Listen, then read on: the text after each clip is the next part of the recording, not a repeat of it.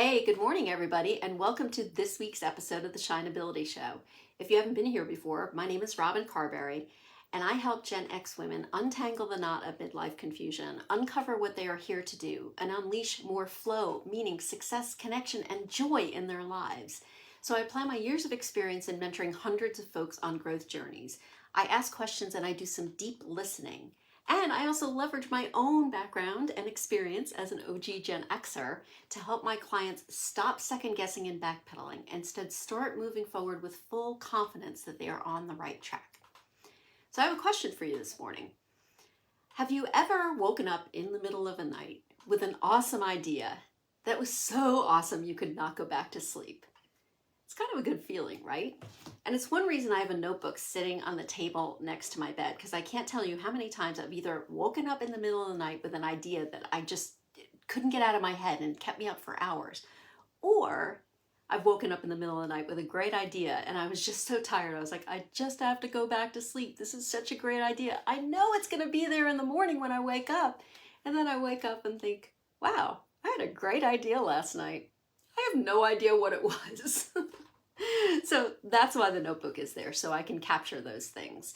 Even sometimes some quick notes that I take without my glasses on when I can't really see is enough to the next morning remind me and spur those creative juices again. So the point is, ideas can be really, really exciting, right? So many ideas, so much possibility, so much potential. But when you have too many ideas, especially when it comes to making a big change in your life or about what could be next for you, ideas can keep you stuck because you spend a lot of time like going back and forth, like, what should I do? What should I do? Which is the best choice? I don't know, back and forth, instead of taking action and moving forward. Too many ideas can also stop you from finishing something that you decided to focus on, because what if this new idea is even better than what it is that I'm doing right now? So on today's episode of the Shineability Show, I talk about how to dial in on what really matters when it comes to having all of the ideas in the world, right? So first, if you have too many ideas swimming around in your head and you don't know which way to go and you're overwhelmed and you're confused by just the sheer volume of ideas, stop and make an idea list. So set aside some focused time, quiet time, where there aren't other distractions, and get all of those ideas out of your head and onto a piece of paper in a notebook or onto a Google Doc, right? So getting all those ideas out of your head and into a place like that can be really super freeing because you've captured all of them, right? Next, walk away from them for a little bit. Maybe it's for an hour or two, maybe it's for a day, maybe it's even for a week, to give yourself some space. Next, come back to your list and think about your priorities. Where do you want to go in the next month, in the next 6 months?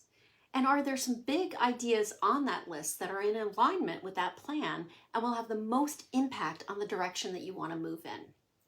So take all those big ideas that you've identified, take them off that list, make a separate list, separate piece of paper, separate Google Doc, whatever it happens to be, that is your big idea list.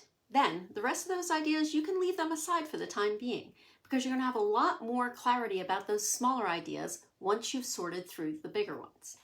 Then, for your big ideas, what speaks the most to you? So this isn't so much about what you can do or what you're capable of doing or what you've always done. It's more about what you want to do.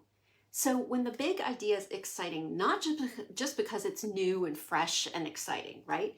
But because it's the type of work that really speaks to you, then that idea moves to the top of the list. So let me give you an example. So maybe you get super energized by teaching people one-to-one or by teaching small groups of people. Like you get really, really fired up and excited, and you see the light of understanding come on in their eyes. And it's just what you love to do. So there's a pretty good chance in that case that you are a sage when it comes to the Sparketypes. But back to the big ideas, right? So you know that thing about yourself. You go to your list of big ideas and you see one idea that you thought was amazing and it was great, but it really is an idea that would take you away from doing that type of work that you love so much.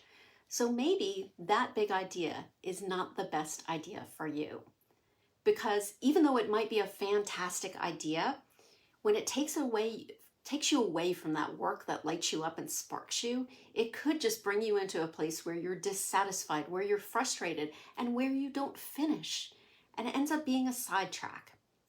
So make sure when you look at your big ideas, you're super clear on what it is that you want to do and what lights you up. Second, keep in mind that shifting to a new idea can actually be something of a safety mechanism for us. Because if you don't finish what you're currently working on, it means you don't have to put it out there. It means that the judgment that perhaps that you feel, or the fact that somebody might say, that's not any good, or that's not worthy. Like shifting to an idea before you finish saves you from all of that. But I would say that if it's one thing not to finish something and to make a shift because you made a clear decision that that is not the right direction for you. But if you aren't giving that idea the chance to fully bloom as something that's complete or something that's real, and you're making that decision based on fear, well, then you're doing a disservice to yourself, but also to all of the people who could potentially be impacted by that great idea. So third, remember that your ideas are not lost opportunities just because you're not taking immediate action on them. So make a practice of capturing your ideas as they come up. So maybe it's on a notebook that you carry with you. Maybe it's the notes app on your phone. Maybe it's a voice recording. That way, the ideas aren't lost and the opportunities aren't lost. And then revisit those smaller ideas on your list, those new ideas that you have, as you take action on the big ones. And don't revisit them as a distraction or something that's going to take you away from them. Look at them as like, okay, how could these be in alignment with the plan that I've come up with and the big idea that I'm working on? And you might also see that some of those ideas that are on your list don't really matter so much to you anymore. They're not as important when you have the context of the big idea that you're working on. So your Gen experiment for this week is to get all of the ideas out of your head and onto a piece of paper, onto a Google Doc, to capture them somewhere where you can see them and assess them when you have a clear brain. But also, it allows you to safely walk away from them and give yourself some space because you know they aren't going to disappear. So that's it for this week. I hope you have an amazing rest of the week, and I will see you next Wednesday. Bye.